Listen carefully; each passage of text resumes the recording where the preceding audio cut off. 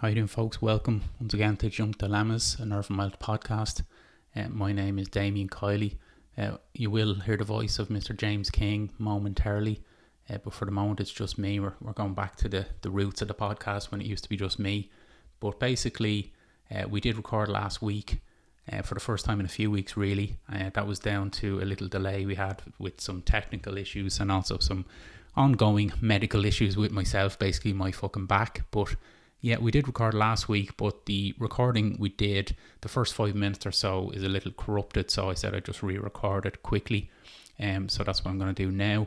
I will mention our quick disclosure as well, of course. We're not in any way affiliated with Mr. Irvine Welch. It's just our views and expressions you're going to hear on this podcast, and we will use some foul language and so on, and some dodgy stories will be told. But basically, just on the backstory of the book Filth from 1998 that we're covering today, from IrvineWelch.com, Mr. Welch himself says, "Filth is my pal and screenwriting partner Dean Kavanagh's favourite book," or so he tells me when he's had a few beers. Dean Kavanagh, of course, worked most recently with Irvine Welch on Creation Stories, the Alan McGee story, which we're hoping to cover on the podcast pretty soon. But he goes on to say, like Marabou Stork Nightmares, it was a hard book to write and I had to do it in short bursts. You're in the head of the narrator, who's pretty hard to be around all the time. The character really affected me. In real life, I'm something of a right-on PC type of guy, but I strained many female relationships with some inappropriate Bruceisms. And he says, I got really paranoid for a while after publication because policemen kept stopping me and asking me to sign their notebooks. And it was always something like, make this out to Jimmy at our station. We call him Bruce because he's just like the boy in your book. He also says for Buzz magazine of Bruce, I hated the musical references as well.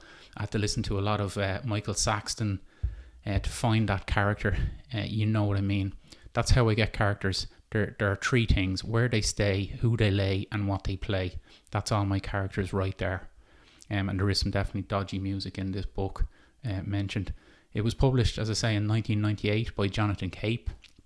Quickly on the book cover, it's quite memorable. It's a very lecherous looking pig's head in a PC's helmet. I reckon that must have got a bit of a reaction from policemen who would have seen it in bookshops and whatnot.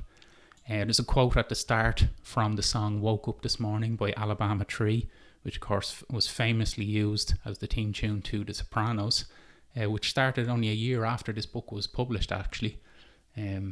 And I'm literally just finished after reading Porno, and Spud in that book is listening to a bit of Alabama Tree as well. But yeah, just on to the breakdown then. The first little section, we started talking about Bruce Robertson. Really, we broke it down into the different sections of his life and in his home life, and Bruce as a person, shall we say. Basically, he's a man who just virtually hates everyone, and he seems to play mind games with them at all times, just to turn them against each other for his advantage, something which he refers to as the games, in inverted commas. Bruce Robertson, he's an extreme racist, sexist, he's a pervert, he's basically a general hater of mankind, and he just believes that he's better than everyone, you know, and he's made himself that way. It becomes apparent early on that his wife Carol has left him, and he's basically living at home on his own in a house which can be best described as filthy. There's takeaway cartons everywhere, smelly washing. It looks like the only household function that he's carrying on doing is lighting the fire with coal, which becomes quite symbolic and more apparent later in the book. But he plays loud music in his house and in his car, as I say, questionable music. He has taste in bands like Saxon, the Michael Schenker Group, and of course Michael Bolton. And throughout the book, he mutters his kind of arrogant, ignorant motto in life: same rules apply. And about a third of the way through the book, the pages start to become overwritten by another character's voice, and after a while it becomes apparent that is in fact a worm which is living inside Bruce himself. But anyway, it starts to get quite good in terms of, you know, the worm starts to develop a personality. At the start, it's very basic. It's just like, oh, give me mine host. Oh, lovely shite. All this kind of stuff. He does enjoy the shite, does the worm. But then it starts to basically have a well-spoken voice. It's like it's his conscience or his inner. I wouldn't even say it's his conscience. No. It's just. Well, it seems to dig up a lot of. That was right at the end when he was killing him. Is it him? Is it him doing another kind of character? He knows he has worms, so he starts doing a fucking basically adapting the personality of one. Of a worm. Yeah, just. I don't know. It went mental at the end. In fairness, it really did. But it is quite similar to the way Welsh was even saying there at the start that it's almost like a diary format, but then you get these weird chapters in between, like with the stork shit, where the worm is kind of almost being more truthful and telling you what's it gets that way. Anyway. Things are bad when you have to trust a worm over a fella who's scratching his hole the whole time. Indeed, yeah, you toss a coin on that one. But even towards the end of it, like the worm has such a strong personality in the book and clearly in his life that he starts referring to himself as we. Did you notice that? Yeah. That reminded me of years ago in the old WWF wrestling. Bobby Heenan made a joke with it. I think his co-announcer said, "Oh, we all hate you, Bobby. We're all sick of you." And he goes, "Who's this wee business? Have you got a frog in your pocket?" That just reminded me of it. I was thinking of Bruce and his worm. But I suppose I must ask you at this point, James, what makes us enjoy this character as opposed to how we kind of hated Roy Strang? He was, I don't know. It's hard. Is it the toilet humour? It probably could be the toilet humour. It's a lot of stuff you don't know whether to believe. Yeah. As with your man Roy Strange, he was just it's just rotten. But this lad makes up so much shit. You just say it just can't be true. Like he's walking around saying he's getting all these women, yet he's saying he's wearing the same jocks for a month. He's stinking of shite and he's scratching his hole and his Mickey's flaking. I'm just there. This lad's not getting any women. What are you talking about? So yeah, there's a bit of it's the toilet humour plus it doesn't seem as real or as dark as the other ones. No, the toilet humour speaks volumes. Yeah. You know, as you say, he's farting and there's some horrible scenes. There's one scene which I'm not going to go into too much detail, but he basically assaults a minor. Yeah. It's not basically about it. Not one of the lads down the coal mine. Yeah. No. Even, although they're mentioned as well later in the book. No, but like as basically he's, you know, orally assaulting her, he's farting as well. And as he describes, there's a smell of spunk and Guinness in the air, which is never nice. Yeah. But the other side of it as well is the kind of outrageous statements that he comes out with, which kind of remind me of Begbie. Yeah. And also Juice Terry, who we've yet to be introduced to here on the podcast. But, you know, like a couple of them here, he says, you know, knickers on a clothesline is always an invitation. You know, classy birds have a tumble dryer. You know, or skinny birds give better fellatio, presumably because they're always hungry. And I have it down here. Hang on, just get it. 129. You probably remember it. It's the bit where he's talking about Italians and I suppose Catholics in general, but certainly the Irish. And he has some theory about the Irish tatty famine me hole. It's because all those Fenian cunts are arse shaggers. So I don't know what exactly he was getting at there. Basically, all Catholics are homosexuals, and they kind of wiped each other out, not by the potato famine, but by bumming each other to death. And I suppose that's another kind of almost first for a Welsh book is the fact that the main character is Protestant and a Hearts fan. A Hearts fan, exactly. Yeah, he's not exactly religious, but no. He's anti-Catholic anyway. He's certainly anti-Catholic, yeah. And he's into Masons. Yeah, which is the big part of his life. Yeah, just on the kind of minors that we mentioned, at one point he does spot an old socialist buddy from the minor strike, and your man is down on his luck. He's a drunkard, and he's trying to crack up a conversation with Bruce, who just is having none of it. Gets him arrested by two bobbies on the beat. God. But interestingly, your man is shouting, calling him Filth after him. So, he has that tag all through his life, really, and he certainly lives up to it towards the end. Well, you find out why. Jesus. Indeed.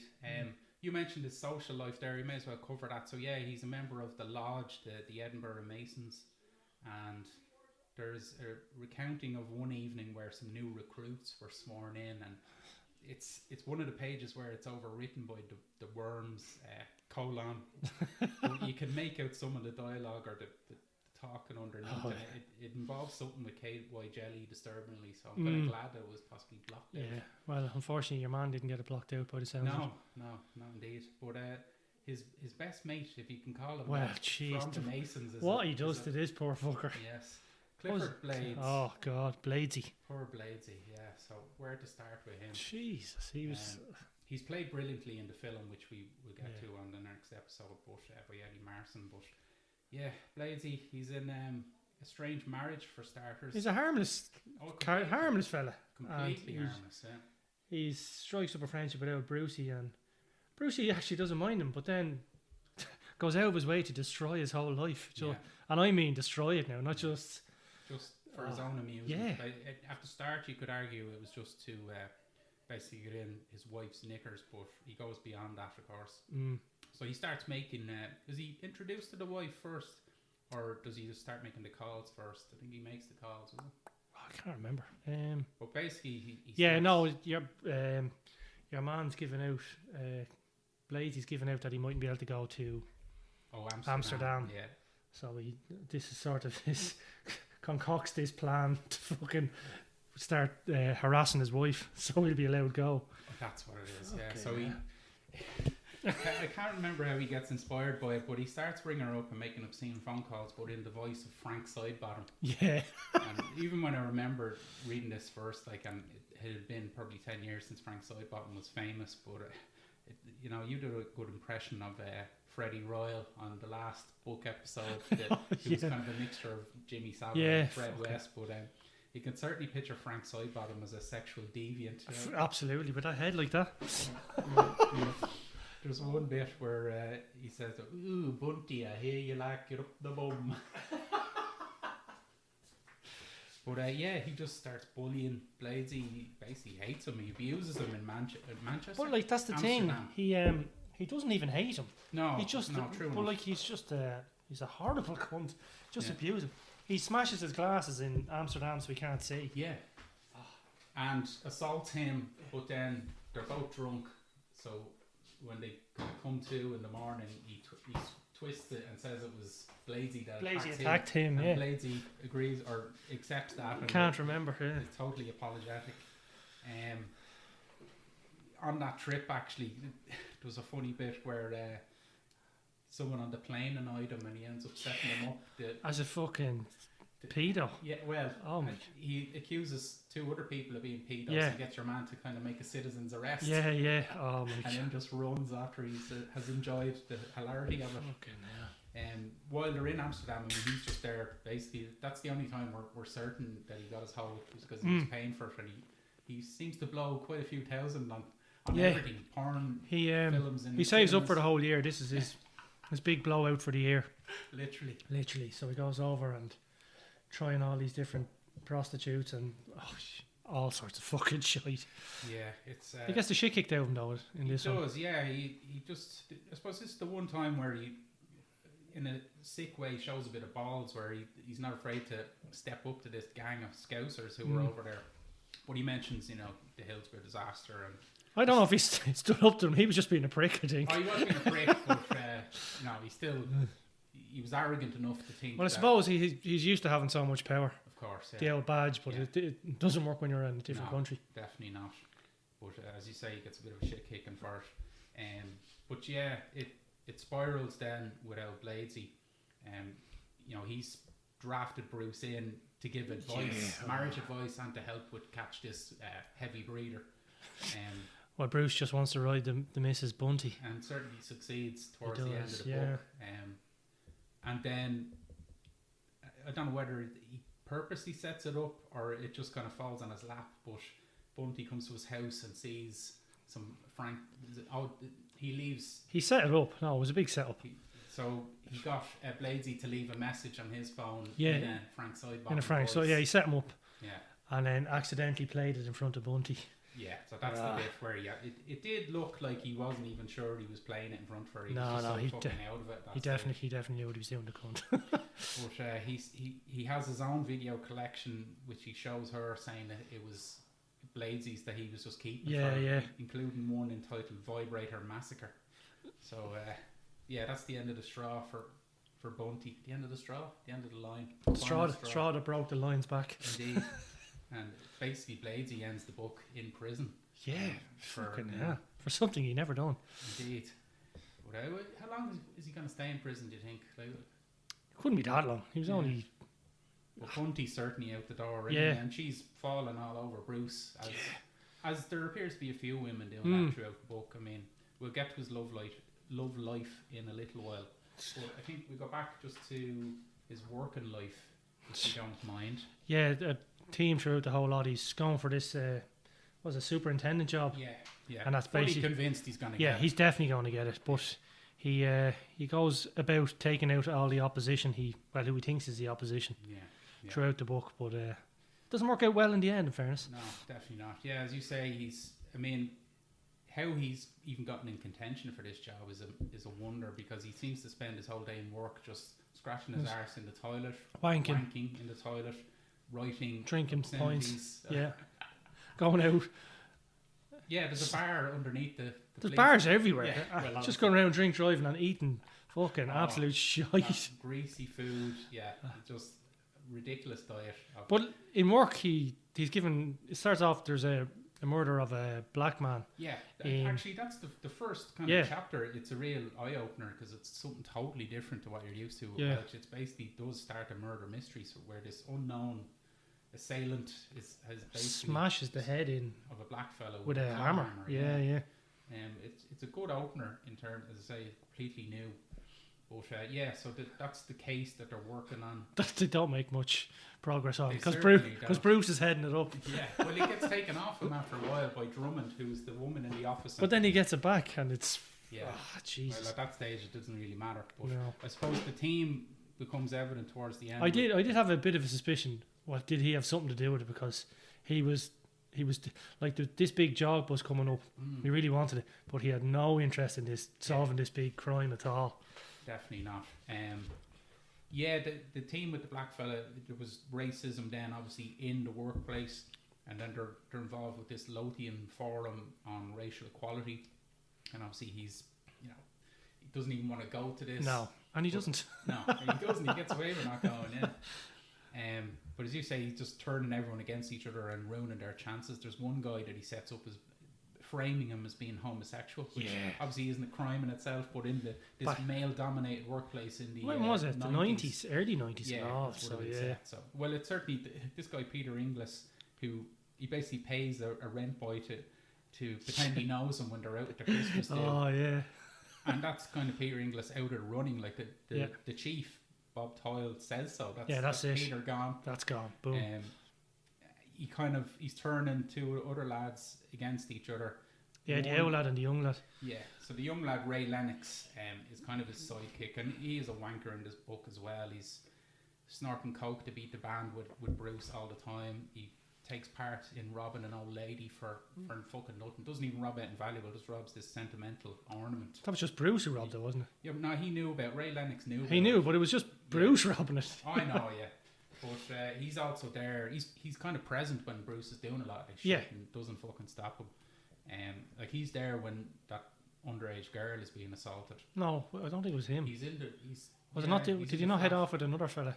No, I don't think it's. I think he was in the flat. Was it not some other hard case? Some other outlet that he trusted, he liked. Went off. The two of them went off to. Another pervert, another copper that he admired. Another fella who was a bit of a loose cannon, shall we say? Okay. I don't think it was. Jeez, I don't know about that. I thought it was Lennox now. I don't. But because I'm nearly sure it's Lennox, because he was there then when they're talking about the Beast, which was in the same flat. So Lennox was keeping this other guy in the other room while Bruce is assaulting. Maybe you're right. No, I thought it was another fella. But that whole Beast thing, I mean, you think that he's making it up, that this it actually describes him as 6'4" of solid muscle, which is like lyrics from Down Under by Men at Work. Yeah. But even the fact that he's called the Beast reminded me of that film Split, that James McAvoy, who goes on to play Bruce Robertson, played the Beast in the film Split. But just describing this ridiculously beefed up raging sex offender, homosexual rapist. Yeah. who's locked up in prison and gets fed young inmates to just fresh meat, just to keep him occupied. The warden even has a wardrobe of women's clothes. Yeah. But Lennox is the character who, as I say, he is definitely a prick in this. And basically, spoiler alert, he ends up getting the DI position over Bruce. With what Bruce ends up fucking up towards the end of the book. But Ray Lennox is also the main character in Crime. Right. So it's him, I don't know, the guts of 10 years afterwards. I need to reread Crime, obviously we will for this, but I remember Ray Lennox having a bit more of a character to him than here. Not much, but he was only young in this one. Yeah, he's very young. I think he's recovering or tries to get off coke in Crime, but he's not as much of a fucker in it. He has heroic tendencies, shall we say, which we will get to. Yeah, what else? We mentioned that he's constantly masturbating and writing graffiti on the walls about his workmates. Like they're literally a building full of coppers, but they can't work out who's writing this graffiti. Who the fuck's doing this? He's sleeping with other coppers' wives as well, and other coppers, basically female ones. Well, as I say, that it's a real kick in the teeth for him that this Drummond is doing well for herself. Yeah, he doesn't like that. At all. He doesn't like. In fairness, he doesn't really like women at all. No, definitely not. I think that's safe to say. The penis competition. This was also the day of the Christmas party. So they basically there's what's her name? There's a kind of promiscuous lady in the office who they all kind of want to basically shag, and Bruce has the idea of a penis competition, photocopy your Mickey, but she presses the enlarge button. Yeah. So she's well impressed with him until it's time for the dirty deed itself, and she realises that something's afoot here, or missing a foot, shall we say. Blame that Hewlett Packard fucking printer. Absolutely. The inkjet. Yeah. But I suppose we get back to the police work towards the end, but it is kind of good the way you kind of see life on the other side of the tracks, if you like, in Leith. We're used to all these criminals, and there's certainly some of them mentioned here in this book. There's a load of them mentioned, yeah. But you're seeing it through the eyes of the opposition, if you like. Unfortunately, the opposition are just as scummy. Just as bad, if not fucking worse. Yeah, but it kind of reminded me in a way of The Wire, where one season would be about the criminals and another about the coppers and so on. But, did you like The Wire? The Simpsons. Did you like The Wire? I did. I loved The Wire. Yeah. No. Really? Yeah. No, I watched the first season. I thought it was all right, and then second season was just completely different. I was just there. They changed the music as well, and just they do. Yeah, it's the same song. They just changed. It's a different version of it every season. I just fuck that. It's one of the best. I didn't watch it at the time, and it hasn't aged well. Yeah, I suppose it's 20 years old now. As is this. Well, The Sopranos is over 20. But no, it'll be up there for me. Definitely not. But I suppose let's talk about his love life then, or sex life. So as you say, Carol left him, and he's given out a lot about how they used to go swinging, but she lost her zest for it. Yeah. Something has happened with his daughter as well. You never get to it. Never hinted that. It just basically he's calling it. He says at one point that she was telling lies, whatever the fuck that's meant to mean. Silly little girl, yeah. So doesn't sound good. No, but it never goes into it. Luckily enough. Yeah, but he's riding Carol's sister.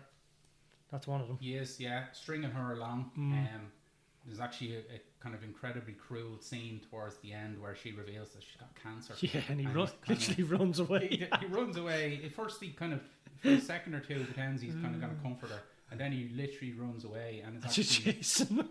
She's chasing him, and he's actually singing the Benny Hill theme tune through a car park as this poor woman is chasing him. Oh, fucking And one of the other copper's wives, Chrissy, he starts to have kind of very depraved choking sex with her. Yeah. Which literally choking the fucking Michael life Hutchins style, Michael Hutchins style, yeah. That devil, actually. Fucking hell. But I noticed as well a couple of times in this that the expression "the pole is well greased" was mentioned, famously uttered by old Larry in the acid house. So once again, the old bum sex wouldn't be an Alvin Welch book without. Well, it always has to sneak its way in. Well, I wouldn't say sneak, but it's one of the main plots every book. where are we? And then the bestiality bit. Jesus Christ. Yeah, that's something else. Oh yeah, so the bestiality was, I have that in disturbing stroke funny. We'll read a little passage of that in a little bit. Basically, yeah, he fancies himself as a bit of an amateur pornographer as well. Him and some dirty old farmer. Dirty farmer. Fucking hell. And he sets up, he grooms this young prostitute. Yeah. Oh, fuck. Well, he basically, he's paid her madam for her to go out for the day on this field trip to a muddy farmhouse, and yeah, we might spoil the ending of that, or wait for the ending of that when I'm doing disturbing. But yeah, it's quite weird and funny at the same time. But I suppose just on the sex life, this is where we can bring in the other little chapters that are in the book, which are supposed to be through the eyes of Carol, his wife. Yeah. But they're a bit suspect even from the start, because she doesn't sound too annoyed with Bruce. She's bigging him up the whole time. He's great. Yes. Yeah. And it's just a matter of time before she gets back to him. Yeah. But yeah, no, that doesn't really happen. No, it certainly doesn't.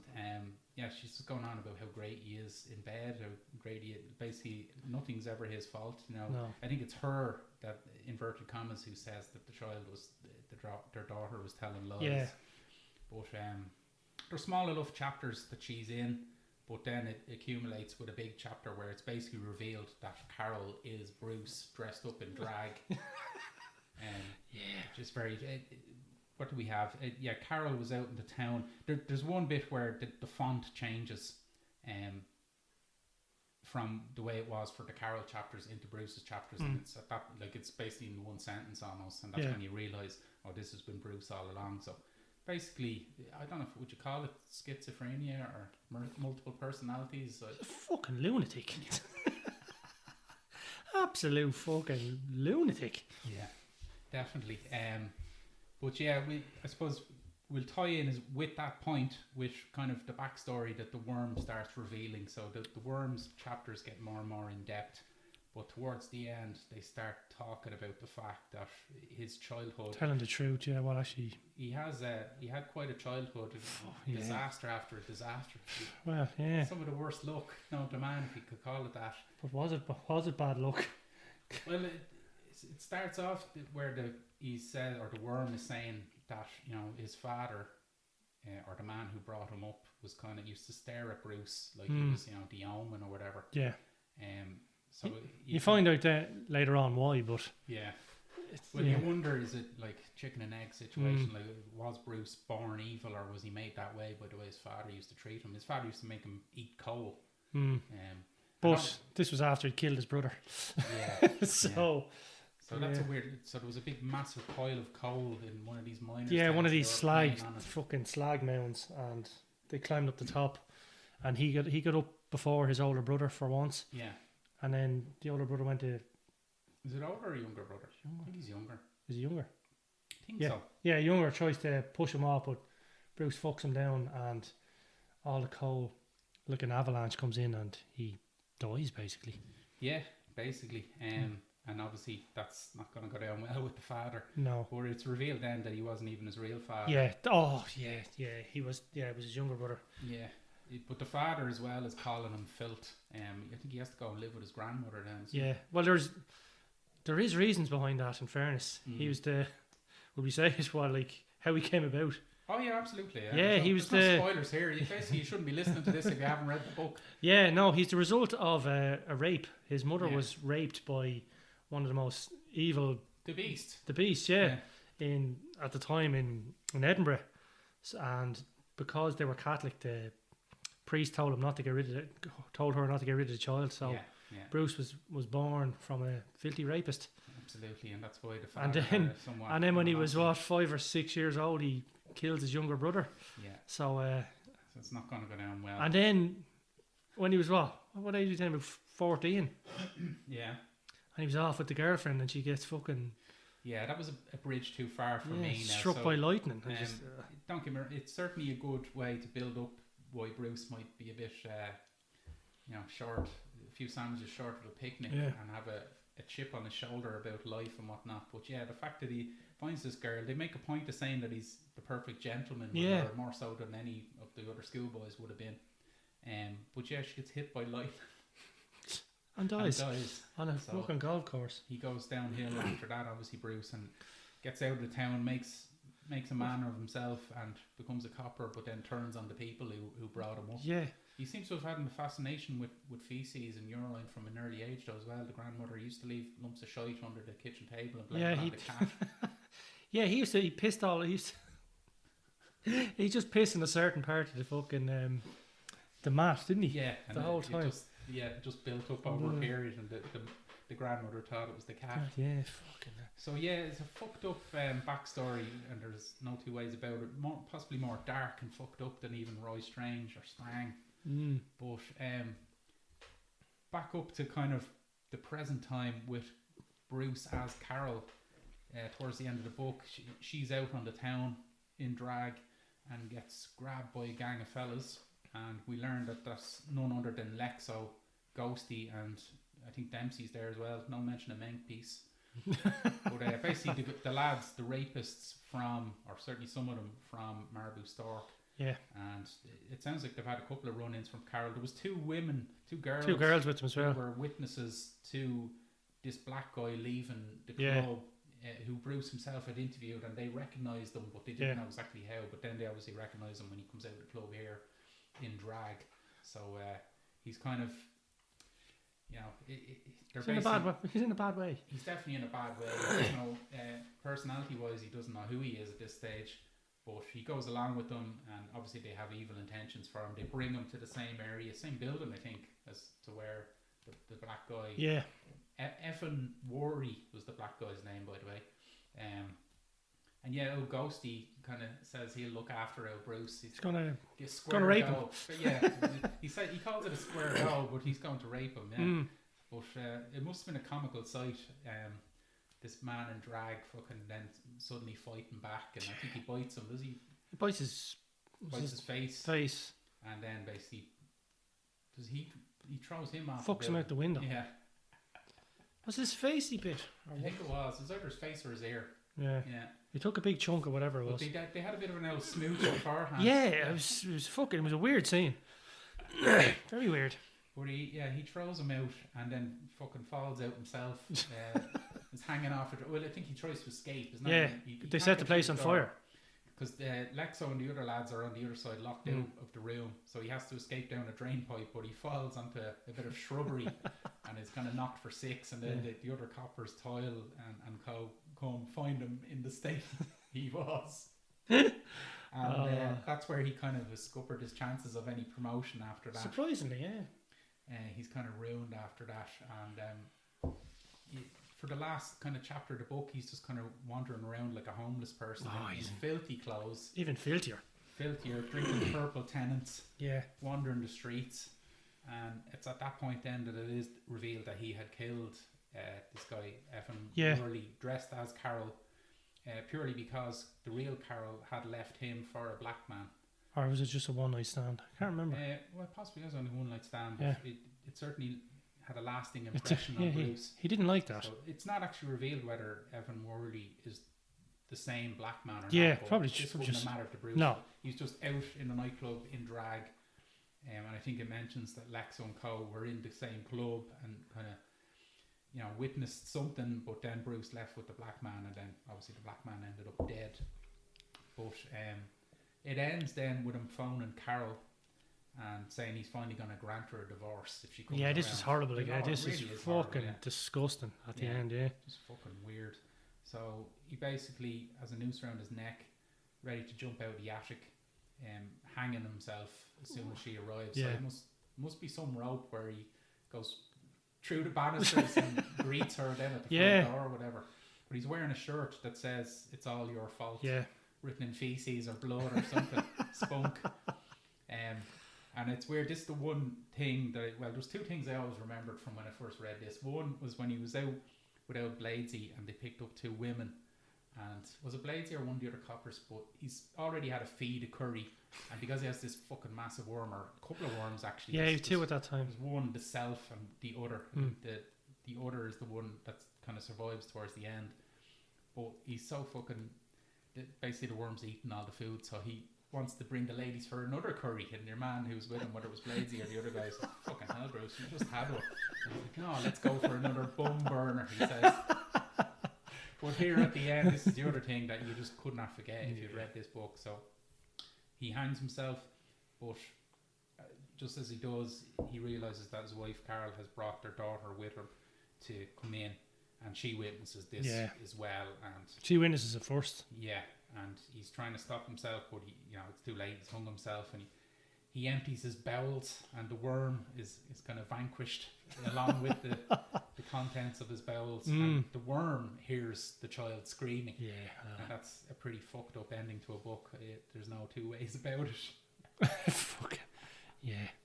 There was one other bit where he was a real mess in the car with Drummond, and that was kind of the start of him spiraling totally. Yeah, he was bawling and it was a real show of weakness for the first time in front of her. He didn't like that either. No, definitely not.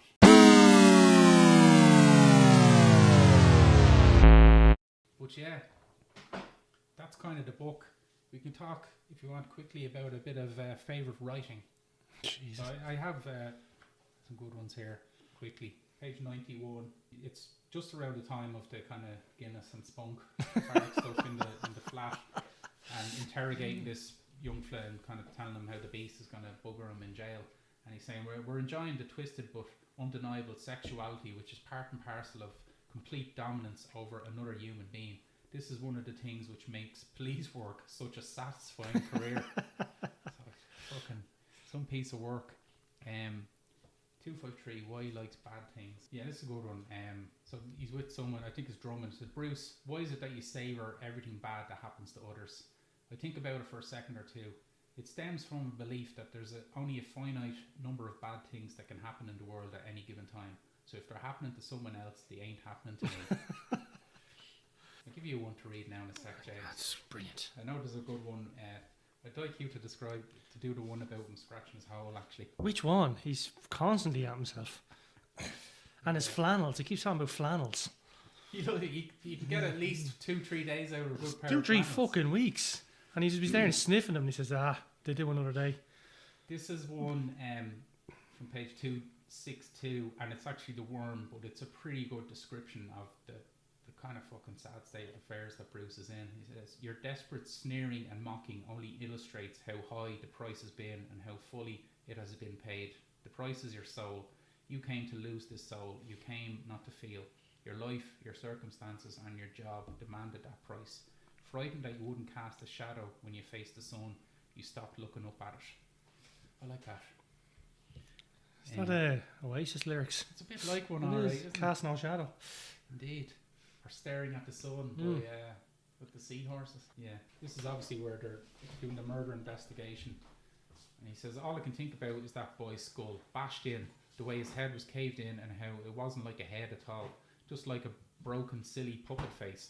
About how when you destroy something, when you brutalise it, it always looks warped and disfigured and slightly unreal and unhuman, and that's what makes it easier for you to go on brutalising it.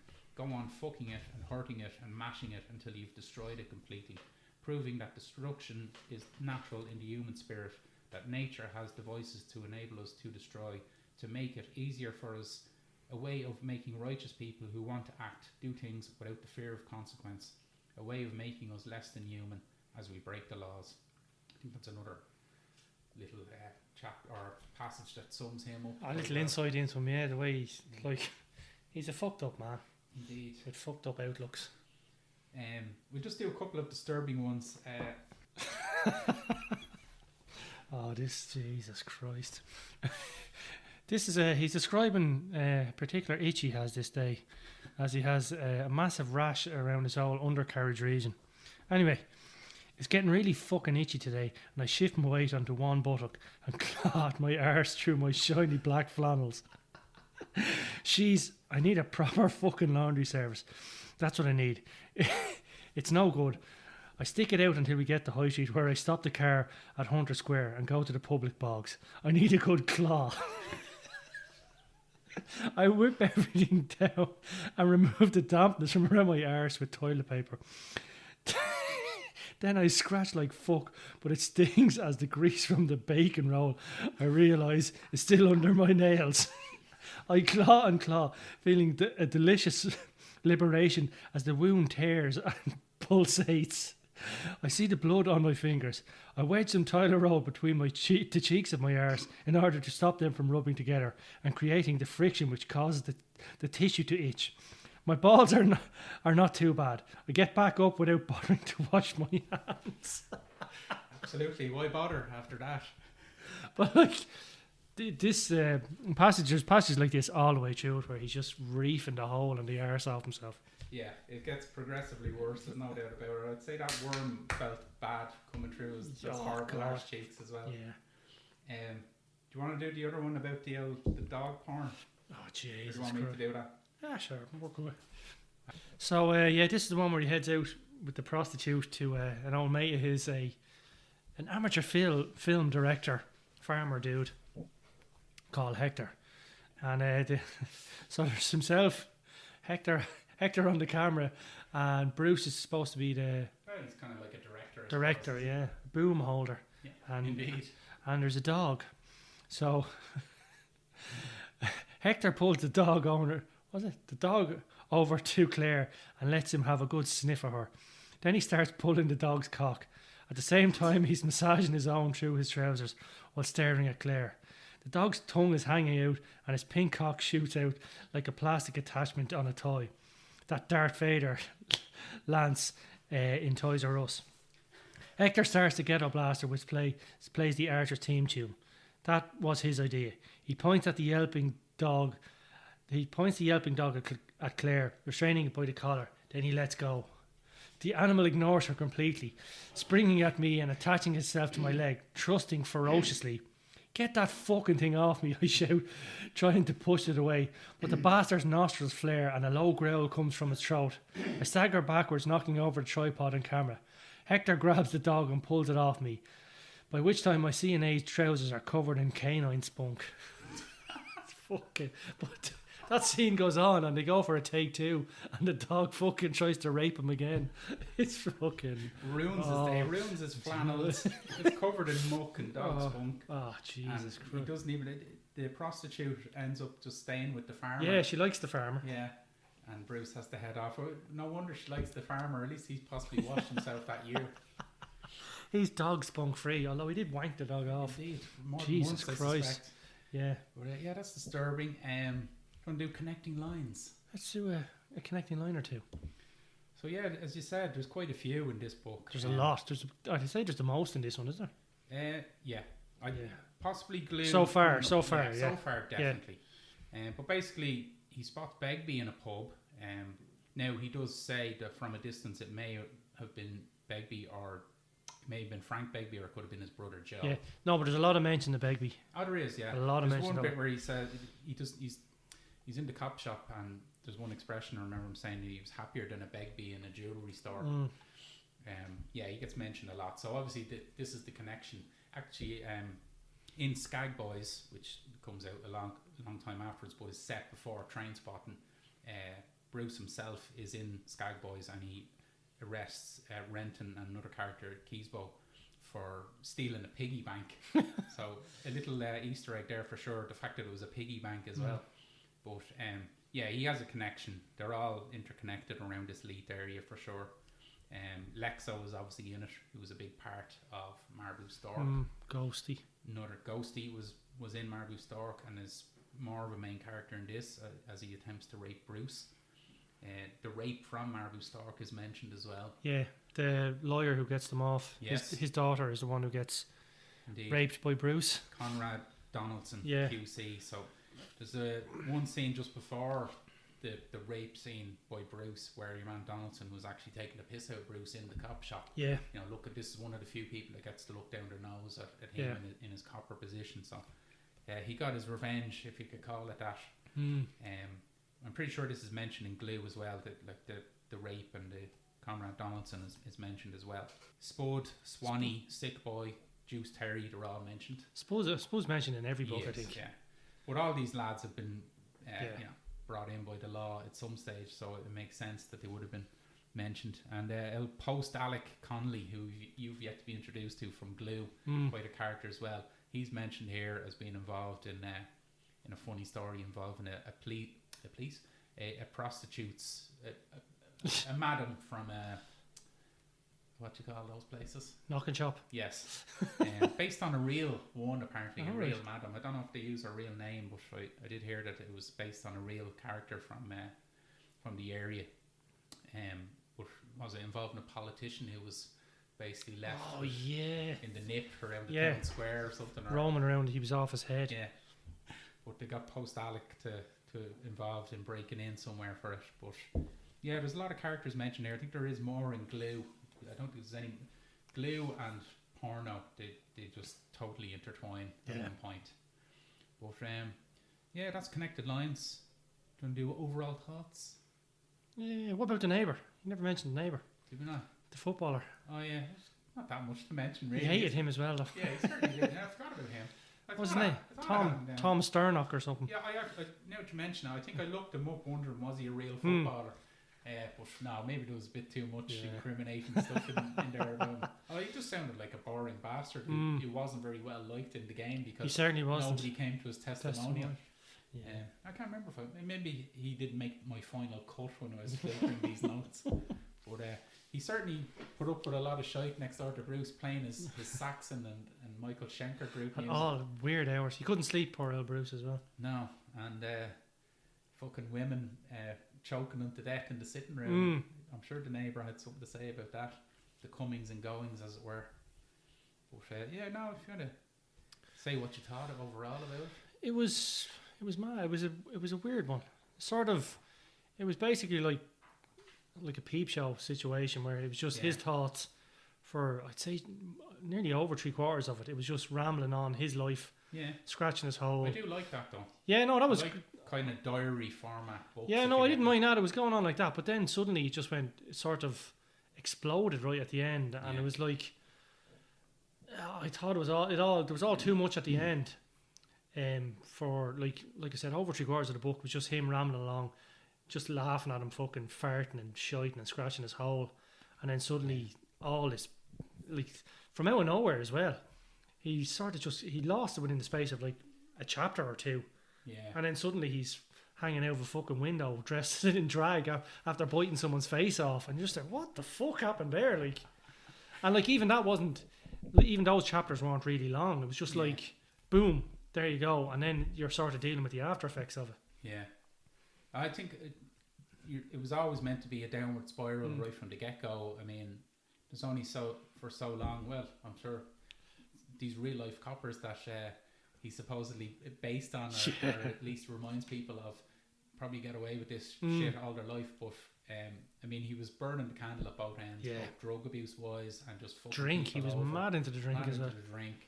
Obviously, his health was just declining big time, being eaten alive by these worms, and just his mental health really spiraled. From the wife leaving him, that was the final straw, really. But it sounds like he was a fucking wanker for a good few years even before she finally left. But yeah, I love the story. Obviously, it's always going to be dark with Welch, but as you said, there's kind of this dark humour is really strong in this one with the toilet humour. I remember Bruce, as soon as I started reading it, this time I remembered that Bruce was the killer, but I don't think I copped it until near the end when I first read it, which was probably good not to be spoiled, but probably I was more stupid than I am now. Definitely, I can remember that. Definitely the most memorable thing was the worm, just this, as I always saw, as a kind of manifestation of his guilt or his conscience. And like the worm, Bruce kind of feeds off other people, their pain. Oh, he's a parasite. An absolute parasite. And most of their pain is caused by him, so in a sense, Bruce and the worm are one. So it's a bit like towards the end of Marbu Stork, where we do learn that Roy Strange, Strang and the Stork are essentially the one character as well. Not to say that the two books they're not completely alike by any stretch. No, definitely not. No, this is definitely an improvement, I think. Yeah, definitely 100%. But I did give 5 out of 5 for Marabou, so I don't know how this is an improvement. You gave 5 out of 5 for Pretty Marco. sure I did, yeah. I mean, I did love that book, but What the fuck is wrong with you? This is an easier read, and I don't know how it is an easier read when it's talking about flaky cocks and scratching his hole, but it's not darker somehow. The ending is, but the ending is very light-hearted up until that point. It is, yeah. He's definitely the most interesting character that he's written since Trainspotting. Yeah. By a country mile, I think, and pretty sure you do as well. Yeah, and it was his best so far. Yeah, yeah. I thought. I didn't like the Marabou sword, but yeah. Well, and you weren't on Trainspotting, so you might have a change of mind if you had read that. I didn't make the cut for that, so. No, we're still going through the interview process at that suppose, stage. yeah. But no, I think it's a good account of a person's descent towards rock bottom, mentally, physically, and every other way. And this kind of slow turn from pure arrogance to the realisation that when it's too late that they're fucked, and there was the signs there all along. But he didn't care, though, in fairness. No, he didn't, certainly not. And in that sense, it's quite similar to American Psycho, as I mentioned already. And another book by Hubert Selby Jr. that I love called The Demon, which involves a character like that. But yeah, the standout phrase for me isn't same rules apply. Yeah. As you mentioned, it's how does it make you feel? That was mentioned a lot. How does it make you feel? And obviously, towards the end, we learn how it makes him feel. Not too good, probably. But all in all, made me feel pretty filthy. Haha. But boom, entertained. Yeah, no, it was a good one. It was good. Marks out of 5? I can't remember what I marked everything else. Don't worry about what you marked everything else. Probably 4, maybe 4.25. Okay, that's quite good. That's definitely your highest score. I think so. Yeah, no, it was the easiest to read. I fucking flew through that. Yeah, definitely. Yeah, I just the end. I didn't really like the end.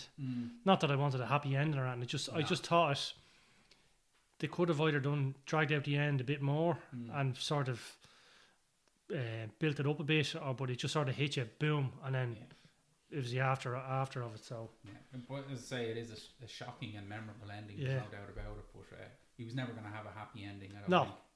But I have down here 4.5, but I think I'll give it 5 because, as I said, I definitely don't think it's any worse than Marabou. It's better. It's a lot better. It's better for a lot of other reasons. Yeah, but yeah, it's basically my third book to give 5 out of 5. Very generous. Possibly the last. I doubt that. We'll see. But yeah, that is Filth, the book. We will be back. We're going to cover Filth, the movie. It's a movie about Filth. Anything else you want to say before we sign off here? I'm looking forward to seeing, what's your man's name, James Nesbitt? No, James McAvoy. James McAvoy scratching the hole off himself on screen. James Nesbitt, who's he? He's somebody. Is he the Northern Irish fella? Yeah, he is. I don't really like him. I wouldn't like to see him. That was the other thing that I meant to mention about this Filth adaptation. The fella that's going to be playing Ray Lennox in that is Dougray Scott, who at the time when this came out, I often envision if I'm reading a book, I envision an actor playing the part. Obviously with books like Trainspotting, it's not hard because you just picture Ewan McGregor. Yeah. But at the time, I did picture Dougray Scott playing El Brucey here, because I've just seen him in that Twin Town, if you remember that film from the late 90s. I do remember the film. Which one was he? One of the twins? No, he was one of the wankers. Pretty shitty city. That's him. That's him. Ah, yes. So he's playing Ray Lennox in this new one. Oh, is he? Yeah. Ah, yes. He's in one of the Mission Impossibles. He's in a few things. Yeah. But he's pretty good. But in fairness, we'll talk about James McAvoy when we get to him. But I think he won me over. I wasn't sure about him when I first heard he was going to be playing Bruce. But he scratched his hole up to standard. Some excellent scratching, all right. But that's the next episode, James. So I think we'll fuck off now. Yeah, sure. Why not? We'll do the next one soon enough, I'd say. Definitely. Seeing as we've starved you of entertainment up to now. Yes, you're like junkies out there, so you are. Literally, dirty bastards. Right. Thanks for listening. Adios. Slán.